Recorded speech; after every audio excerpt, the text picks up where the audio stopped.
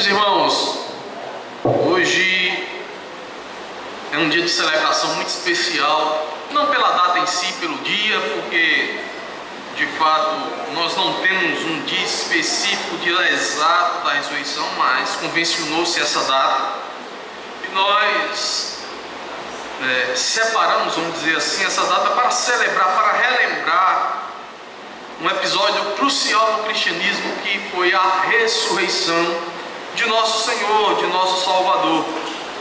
E eu quero convidá-los a ler um texto que já foi lido hoje à noite, mas apenas um versículo para a gente não se alongar, que é o versículo de número 6 do capítulo de número 28 do Evangelho de São Mateus.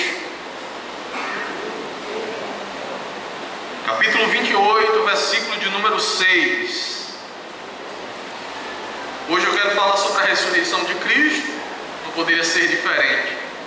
E é uma mensagem que tem como base algo que eu já preguei aqui, uma mensagem que está modificada, obviamente, mas que tem a espinha dorsal, algo que eu já trouxe para os irmãos, e que nesta noite eu quero relembrá-los de alguma coisa muito importante para as nossas vidas, para a nossa vida espiritual e para a glória de Deus. Capítulo de número 28, versículo de número 6,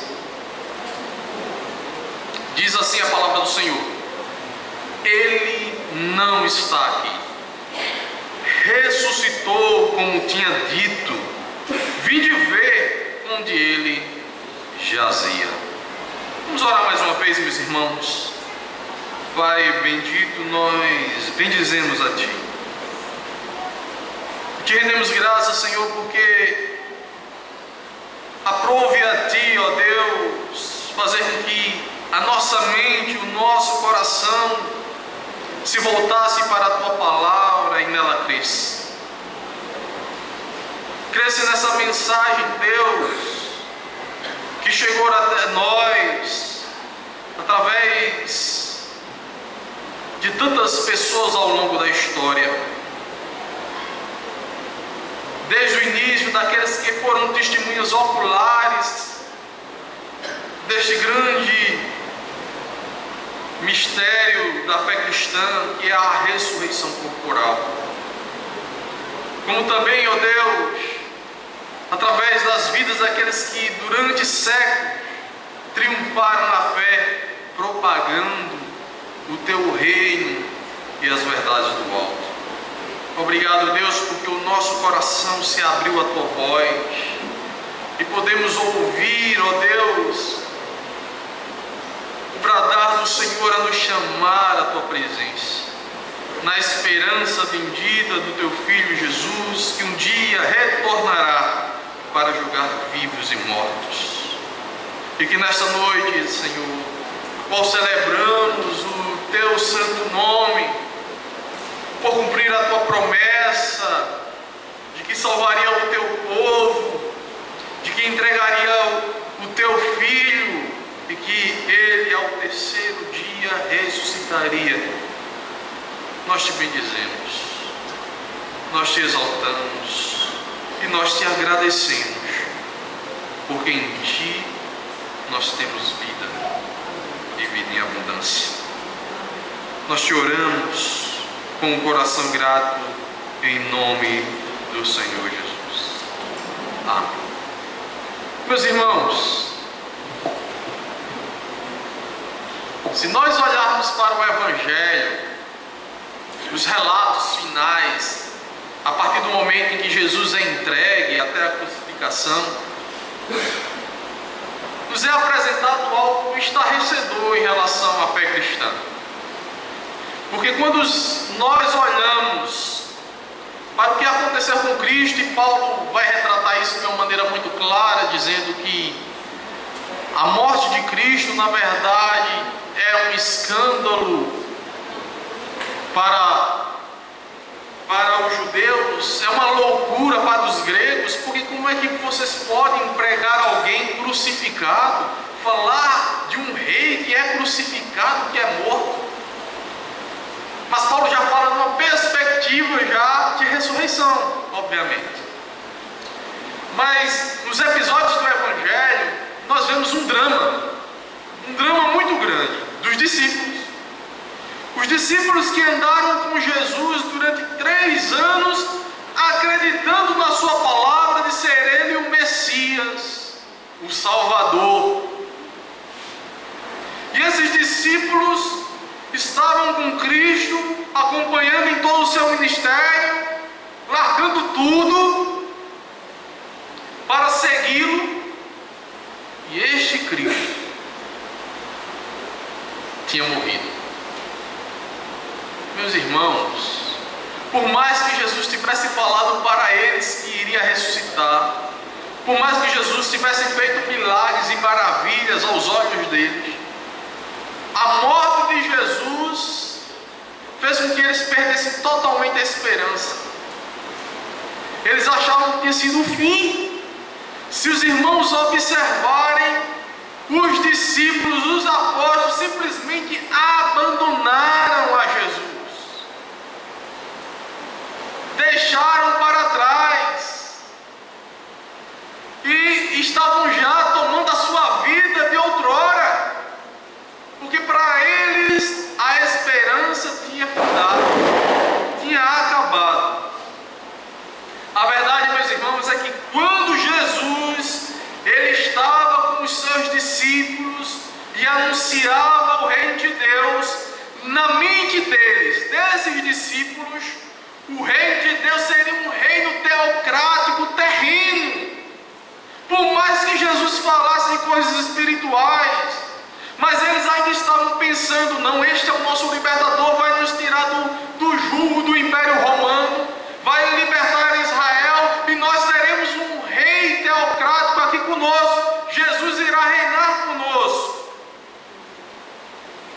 E vamos dizer assim, o símbolo máximo disso é na entrada de Jesus em Jerusalém, no domingo passado, chamado de Domingo de Ramos. Quando Jesus entra na cidade de Jerusalém, Jesus é aclamado, é festejado como rei.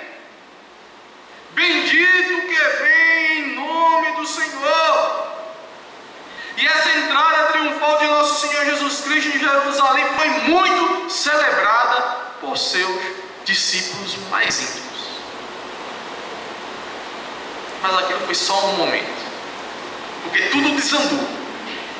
A partir dali tudo desandou e foi culminar até a sua crucificação na sexta-feira. Então no domingo, momento de festa e celebração de Jesus como rei.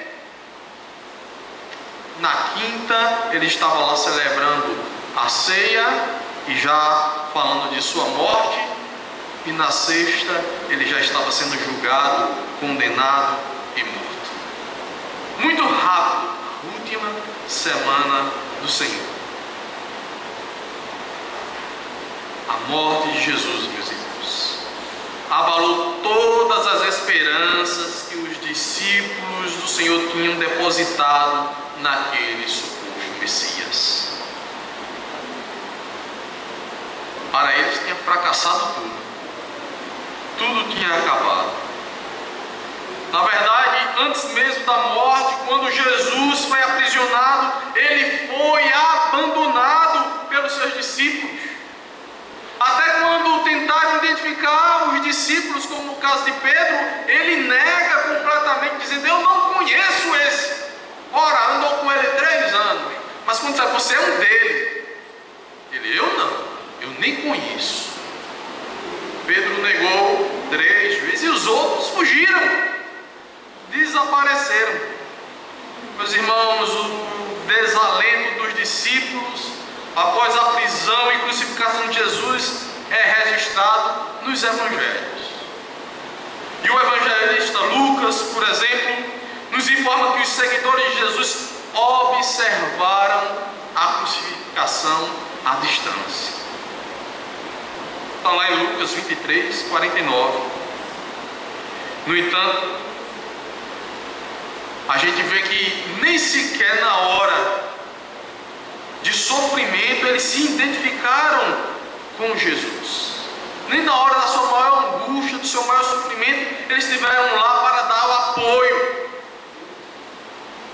Aparentemente, como nós vemos lá no Evangelho de João, só um, João, próprio João estava presente na hora da sua morte e algumas mulheres. Nenhum de seus discípulos mais próximos teve coragem sequer de pedir o seu corpo para sepultá-lo. A verdade era que os crucificados nem sequer tinham direito a sepultamento. E seria uma desonra muito grande. E não foi os 12, nenhum dos 12 que chegou para pedir o seu corpo para ser sepultado. Foi um outro que se preocupou com isso.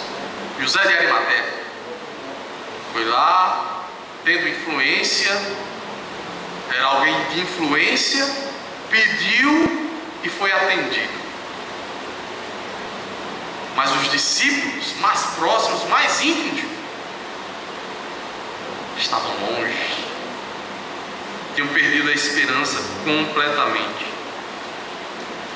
E isso era porque eles tinham medo de sofrer o mesmo destino de seu mestre, de sofrer as mesmas coisas de Jesus.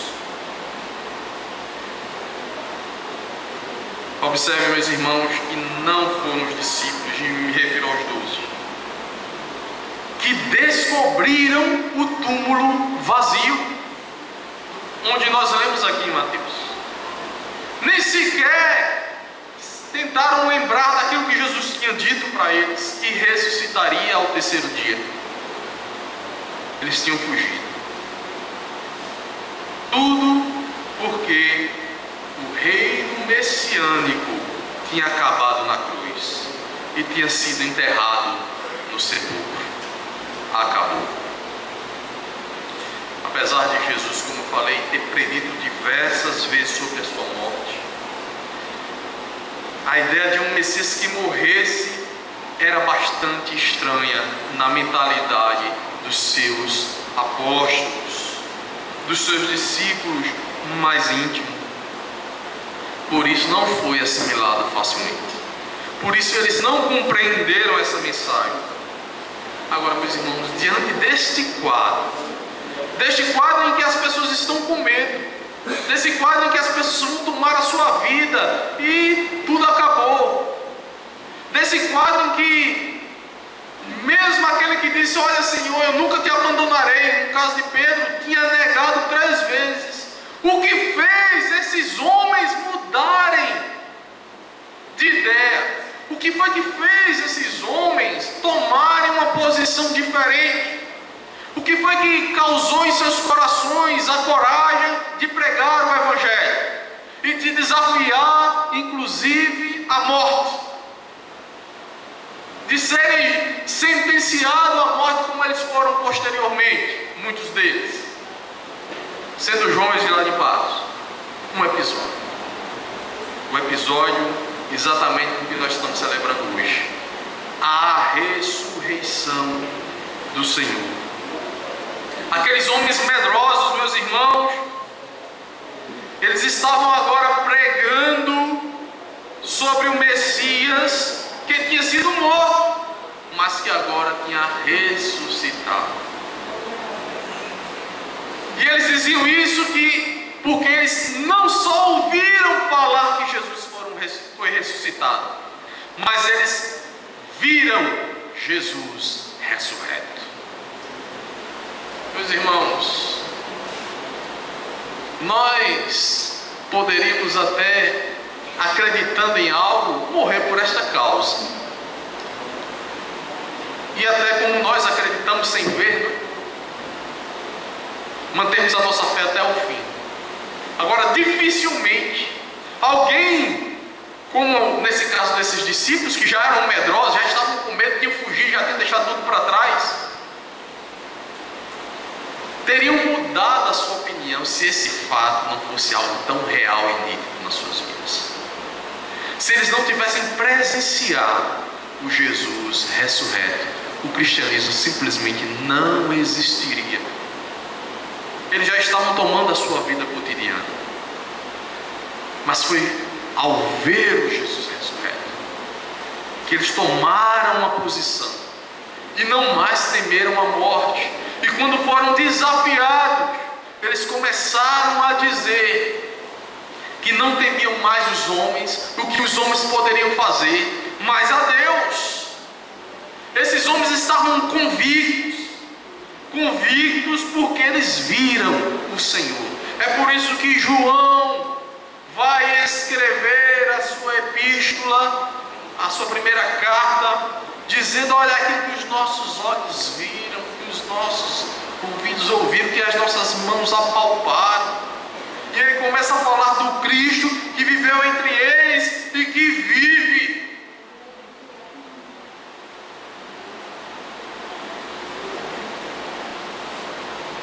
Difícil imaginar que, como alguns dizem, né, que a ressurreição de Jesus é uma farsa, uma invenção da igreja.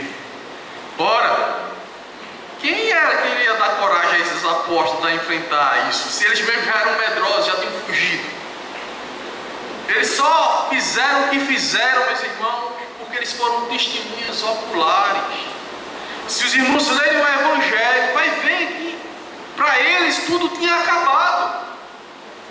E meus irmãos, essa é a verdade que radicalizou a mudança de atitude dos discípulos.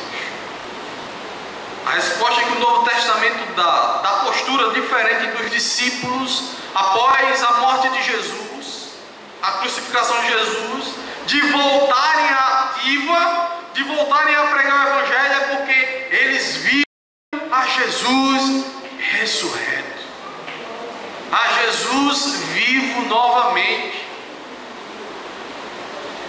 Deus havia ressuscitado a Cristo dentre os mortos.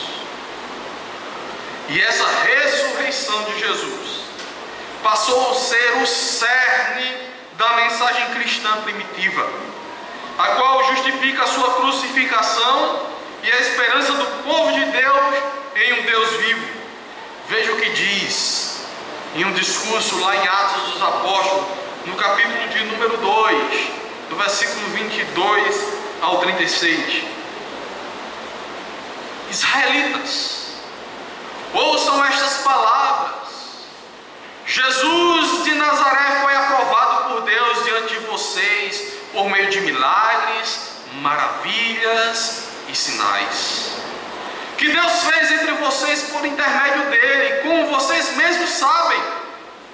Este homem lhes foi entregue por propósito determinado e pré-conhecimento de Deus. E vocês, com a ajuda de homens perversos, o mataram, pregando-o na cruz. Mas Deus o ressuscitou dos mortos, rompendo os laços da morte, porque era impossível que a morte o retivesse. A respeito dele, disse Davi: eu sempre via o Senhor diante de mim, porque Ele está à minha direita, não serei abalado. Por isso o meu coração está alegre e a minha língua exulta. O meu corpo também repousará em esperança, porque tu não me abandonarás no sepulcro, nem permitirás que o teu santo sofra decomposição. Tu me fizeste conhecer os caminhos da vida e me encherás de alegria na tua presença. E aí ele continua dizendo, depois da citação do Salmo: irmãos, posso dizer-lhe com franqueza que o patriarca Davi morreu e foi sepultado, e o seu túmulo está entre nós até o dia de hoje. Mas ele era profeta e sabia que Deus lhe prometera sob juramento que colocaria um de seus descendentes em seu trono. Lembre-se que Jesus é descendente de Davi. Prevendo isso, falou da ressurreição do Cristo, que não foi abandonado no sepulcro e cujo corpo não sofreu decomposição. Deus ressuscitou este Jesus, e todos nós somos testemunhas deste fato. Exaltado à direita de Deus, ele recebeu do Pai o Espírito Santo prometido e derramou o que vocês agora veem e ouvem. Pois Davi não subiu ao céu, Mas ele mesmo declarou: o Senhor disse ao meu Senhor: senta-te à minha direita, até que eu ponha os teus inimigos como estrado para os teus pés. Portanto, que todo o Israel fique certo disto: este Jesus, a quem vocês crucificaram, Deus o fez Senhor e Cristo. É por causa desta mensagem, meus irmãos, é por causa desta fé e desta crença e de serem eles testemunhas oculares, que faz com que eles se levantem e preguem a Jesus, anunciem a Jesus ao mundo naquele instante. A função primária dos apóstolos na igreja primitiva não era governar a igreja, mas dar testemunho da ressurreição de Jesus Cristo, como testemunhas oculares, como aqueles que viram o Cristo ressurreto.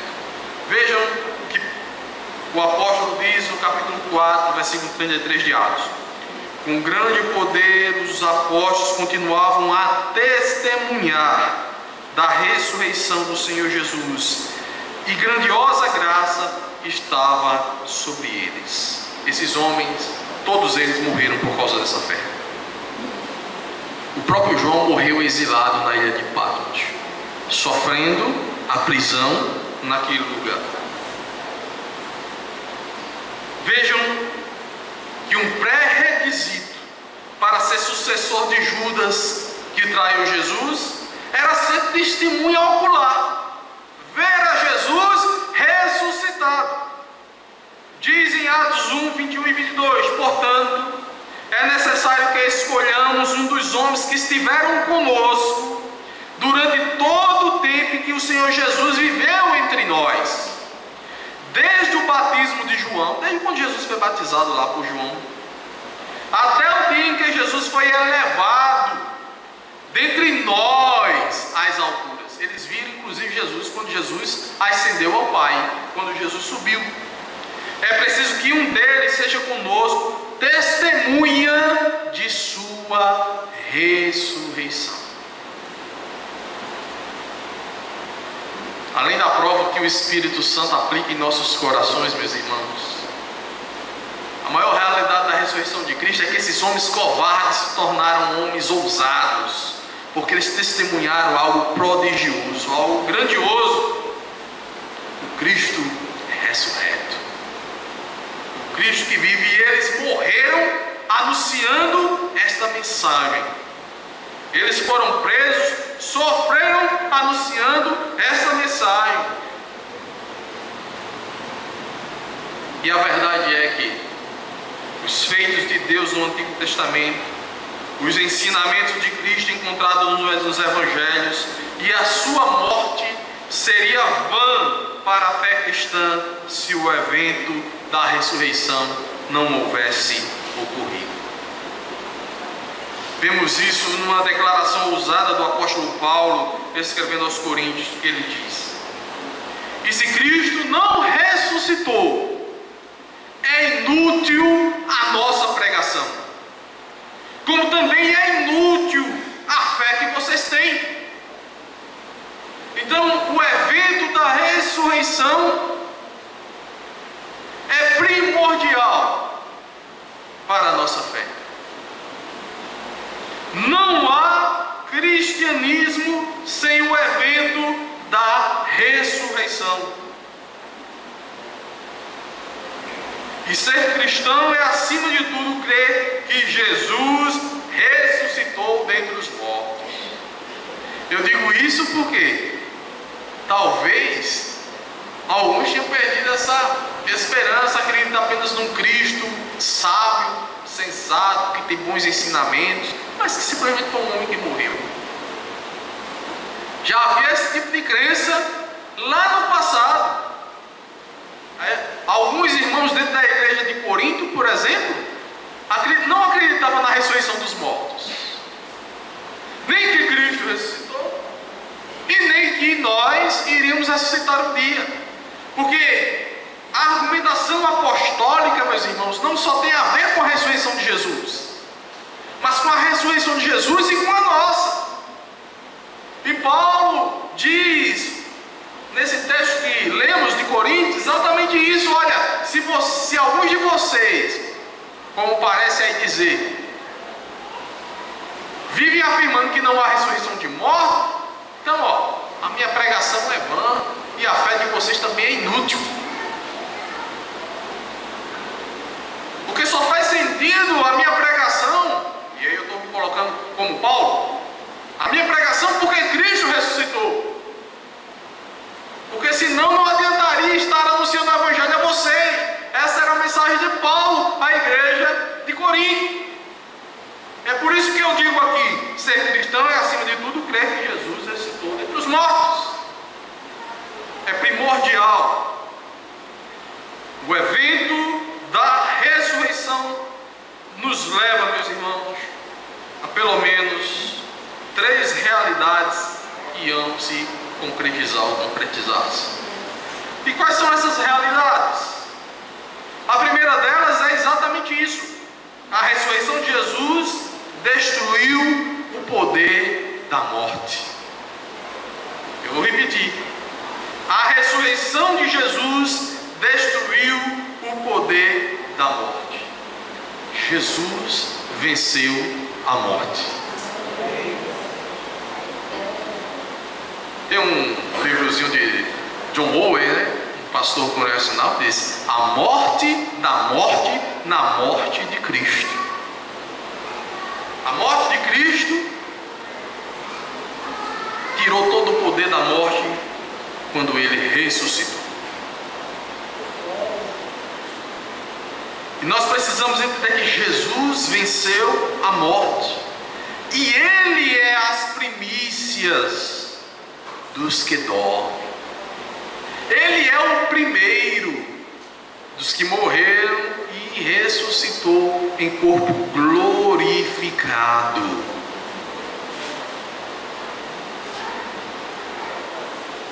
Pode não ter nem mais o pó quando o Senhor voltar um dia. Mas o poder de Deus que criou o universo e todas as coisas fará reconstituição de todo o nosso corpo mortal de uma maneira sobrenatural e num corpo incorruptível para viver eternamente com o Senhor. Jesus é a primícia dos que dormem. Essa é uma mensagem apostólica com base na ressurreição de Cristo. Paulo diz, continuando em Coríntios: mas de fato Cristo ressuscitou dentre os mortos e foi feita as primícias dos que dormem. E aí ele é irônico, dizendo: onde está, ó morte, o teu aguilhão? Onde está, ó inferno, a tua vitória? Ele faz esse questionamento porque ele diz: olha, o nosso Cristo venceu a morte e o inferno. Ele ressuscitou. Essa vitória, meus irmãos, nos garante também a nossa ressurreição. Veja a argumentação apostólica. Porque assim como a morte veio por um homem, ele está falando de Adão, também a ressurreição dos mortos veio por um homem, e ele está falando de Cristo. Porque assim como todos morrem em Adão, assim também todos serão vivificados em Cristo. Mas cada um por sua ordem. Cristo em primeiro lugar, como primícias. Depois, os que são de Cristo na sua vinda. Olha lá em 1 Coríntios, capítulo 15, do 21 ao 27. A morte será o último inimigo a ser aniquilado. Por isso ainda nós sofremos os seus efeitos até que venha o fim, até que Cristo volte. Como diz o apóstolo: depois virá o fim, quando tiver será entregado o reino a Deus, ao Pai. E quando houver aniquilado todo o império e toda a potestade e força, porque convém que reine até que haja posto a todos os inimigos debaixo de seus pés. Ora, o último inimigo que há de ser aniquilado é a morte. É por isso que a gente ainda continua a morrer, viu? Cristo ressuscitou, Ele é o primeiro. Mas haverá um dia que a morte não terá mais efeito sobre ninguém na sua vida, no fim de tudo. A segunda realidade, meus irmãos, que há de concretizar-se com a ressurreição de Cristo, é que essa ressurreição do Senhor Jesus nos leva à certeza da vida eterna. Não é só ressuscitar e vencer a morte, mas uma vida eterna com Deus. A ressurreição, que faz parte do plano redentor, nos garante salvação eterna. Sem ela, estaríamos perdidos e não teríamos perspectivas além dessa vida.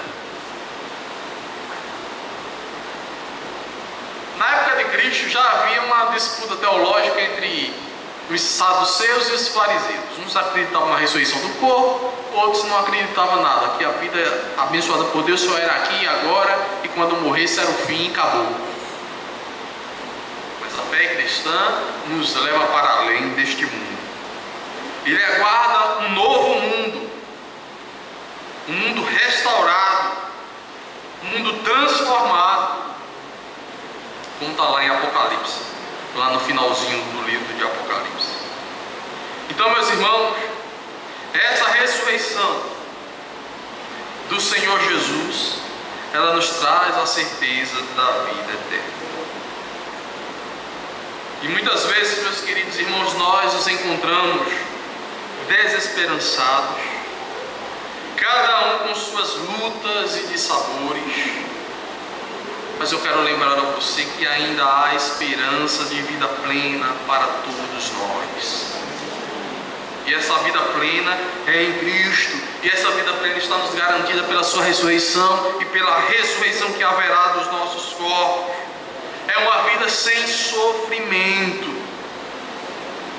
Sofrimento que o convive em uma sociedade de pecados e de indivíduos pecadores, incluindo nós mesmos, nos impõe enquanto aqui estivermos. A promessa de Cristo é de vida abundante, de felicidade plena e de descanso permanente. Quando nós, de fato, vislumbramos isso com verdadeira fé, faz com que a nossa mentalidade e a nossa maneira de agir mude. É por isso que nós entendemos, ou procuramos entender como é que aquelas pessoas enfrentavam o perigo de morte e a ameaça de morte sem negar a fé. É por isso que, quando nós olhamos para alguns dos nossos irmãos que, sabendo que vai morrer por uma doença terminal, você vê no seu semblante um ar de felicidade, de satisfação, porque ele está olhando que ali não é o fim, que há muito além do que aquele sofrimento presente. Sofre quem fica, que não quer perder um ente querido. Mas quem morre na esperança, vai na paz, vai feliz para encontrar-se com o seu Senhor. E é preciso que nós não percamos de vista essa esperança bendita que a ressurreição do Senhor nos traz. Certeza de desfrutar da presença de Deus de maneira eterna, de onde provém o sumo bem, quando nos encontrarmos com o Senhor, quando não estivermos mais neste mundo, quando alcançarmos a bem-aventurança dos santos na presença de Deus. E lá, como diz o texto sagrado, não haverá mais dor. Lá não haverá mais angústia. Lá não haverá mais pranto, nem medo, nem morte, nenhum sofrimento, nenhuma desgraça. As maravilhas que desfrutaremos na presença excelsa de Deus na eternidade nos fará cantar juntos com aqueles seres angelicais que lá estão, e cantaremos com a nossa boca cheia de júbilo e de satisfação por estarmos desfrutando do paraíso jamais encontrado nesta terra. Fluirão dos nossos lábios.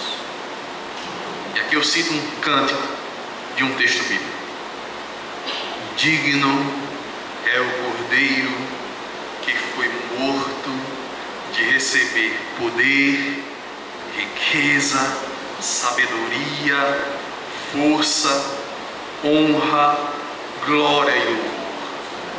Aquele que está sentado no trono, e ao Cordeiro seja o louvor, a honra, a glória e o poder para todo sempre. Amém. Está lá no texto de Apocalipse, capítulo 5. Lindo cântico. Cântico angelical. Mas, meus irmãos, uma outra realidade sobre a ressurreição de Cristo, essa não é muito boa para os descrentes, ou para aqueles que apostataram da fé, ou para aqueles que não creem em Jesus, né, os descrentes. A ressurreição de Jesus nos traz a certeza do juízo de Deus na segunda vinda do Senhor Jesus. Jesus falou isso quando estava aqui peregrinando nesta terra. Nos evangelhos está registrado.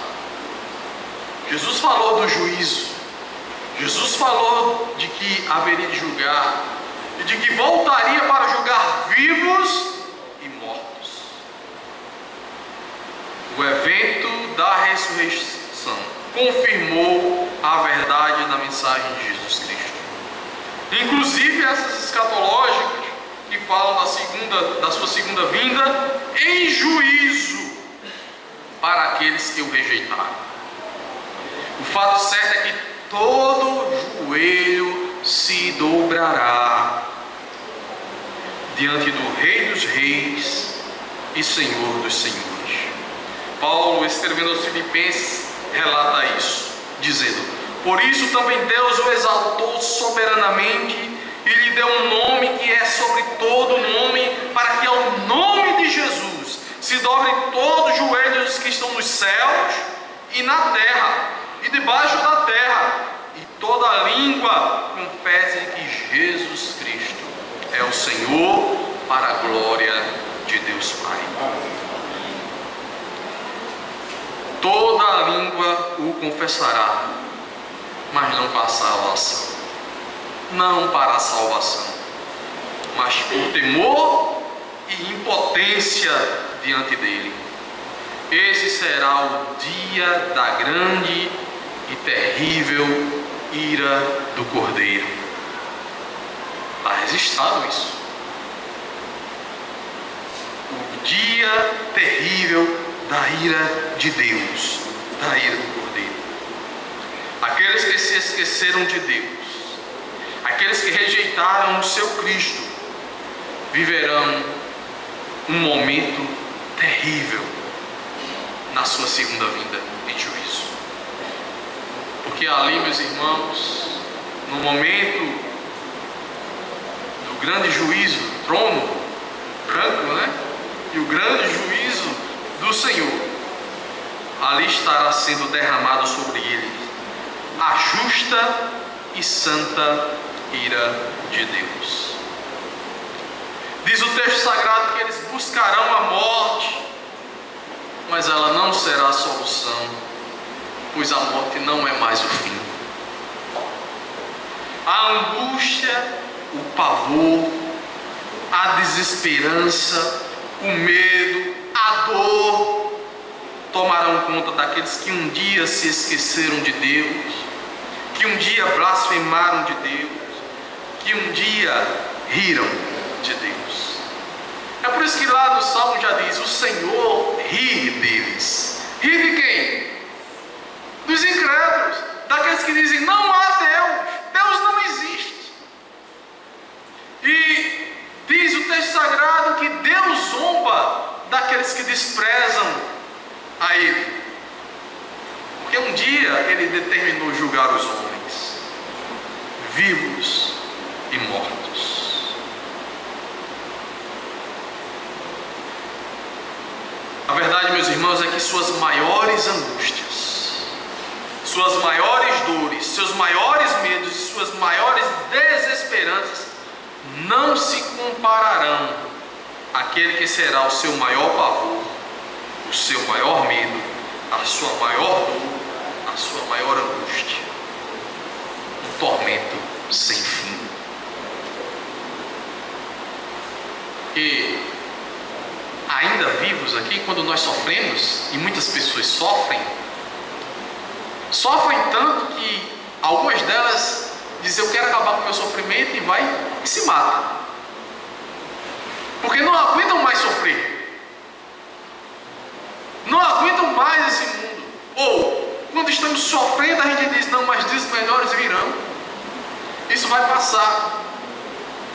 Mas quando Deus julgar os homens, eles saberão que o seu tormento não terá fim. E aí, meu irmão, imagine a angústia e o sofrimento de saber que o seu sofrimento não vai acabar. É por isso que Hebreus, no capítulo 10, diz: horrenda coisa é cair nas mãos do Deus.